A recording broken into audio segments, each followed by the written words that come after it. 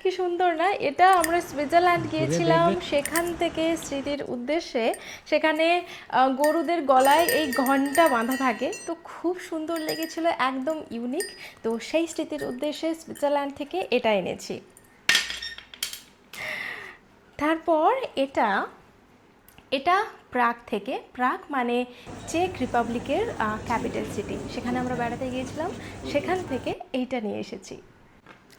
এটা কেমব্রিজ থেকে আমাদের একজন দাদা, মাসির ছেলে, দাদা ওখানে থাকে, তো আমরা বেড়াতে গিয়েছিলাম কেমব্রিজে। আর কেমব্রিজে গিয়ে আমরা কেমব্রিজ ইউনিভার্সিটি আরও অনেক কিছু ঘুরে দেখেছি। তারপর স্মৃতির উদ্দেশ্যে এইটা আমরা কিনে নিয়ে এসেছি। আমার মনে হয় এটা আমাদের দাদাই কিনে দিয়েছিল আমাদের স্মৃতির জন্য। এটা এটা স্কটল্যান্ডের আমাদের খুবই প্রিয় একটা জায়গা, যেখানে আমরা 3 বছর 9 মাস আমরা থেকেছি, 4 বছরের কাছাকাছি আমরা এখানে ছিলাম, এই দেশে স্কটল্যান্ড।